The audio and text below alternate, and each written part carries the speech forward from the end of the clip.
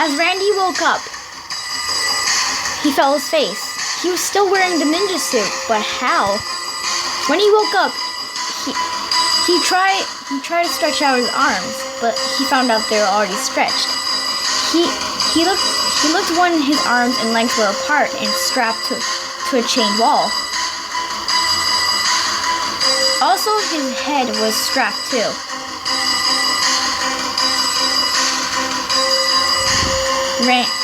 Randy said, "What's going on? What's happening? And why am I even strapped to a wall?"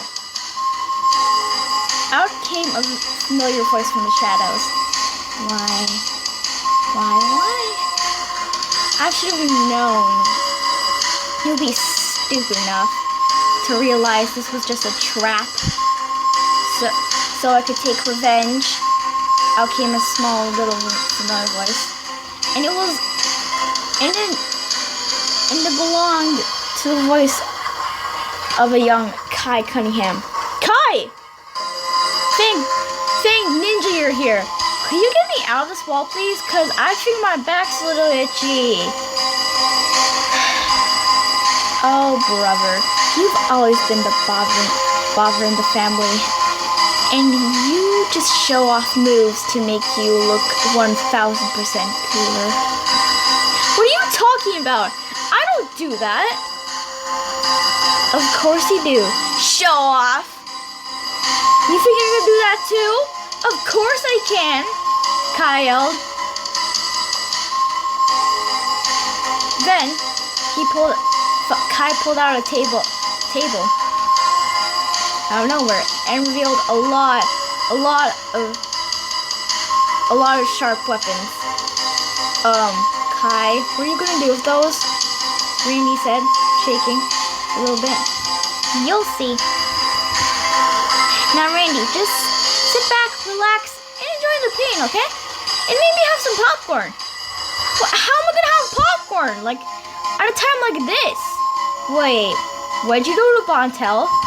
Oh, you see, Bontel locked him in the same trap. And look, oh, Randy, I found him. He's right here. As Kai pulled out Bontel's skull out of a box. Out of a brown box that labeled head, spelled backwards. And Randy mimicked Bontel saying, "Hey Randy, what are you doing there all tied up?" You see, Bontel was too serious and he got on my nerves really bad, so I decided to kill him. Why would you do that? Randy said.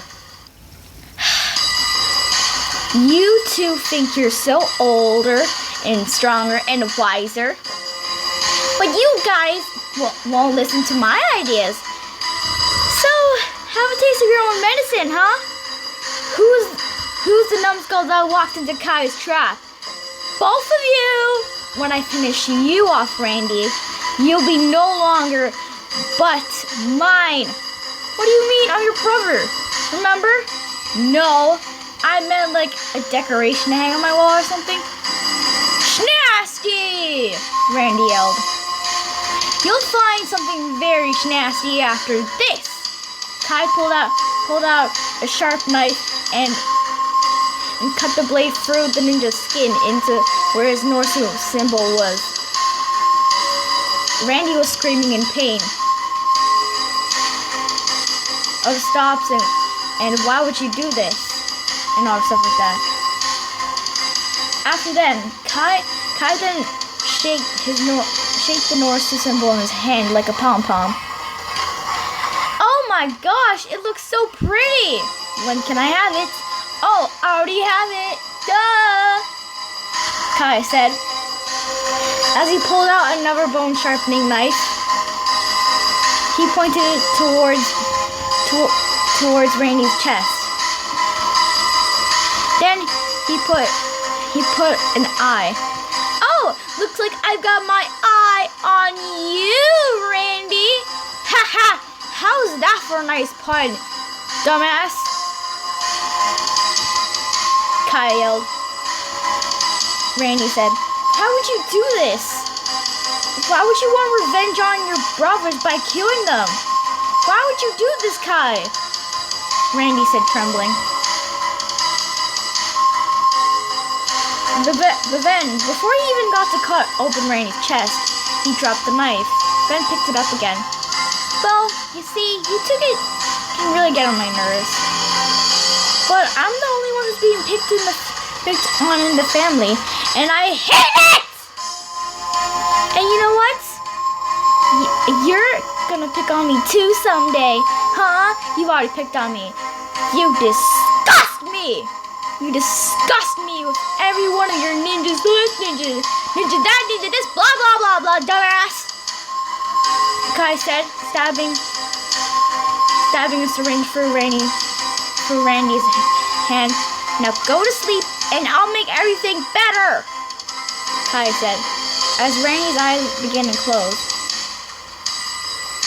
Kai lowered down the table, then hammered nails into his hand and ankles. Then did wires around the two nails. Then when Randy woke up, you know it's rude, but since I stabbed you with a syringe, it's not rude at all. But prepare to be shocked by your own medicine, huh, Randy?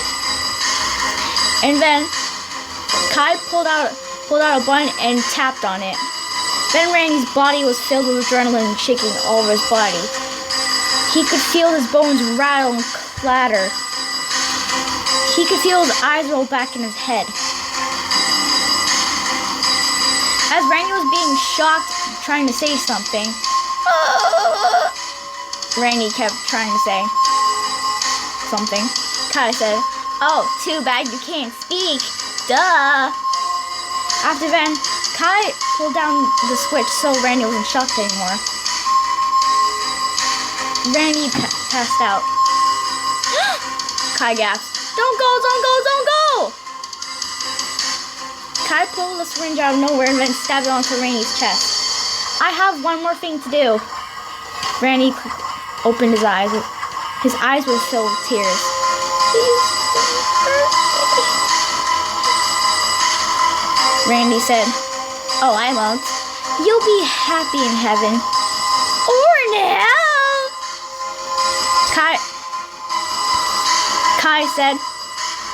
Kai said, switching his katana right through Randy's chest.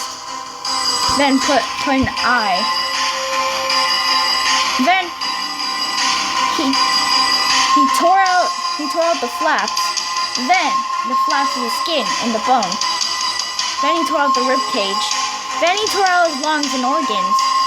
"Oh, Randy, you might want to try this. It's so good."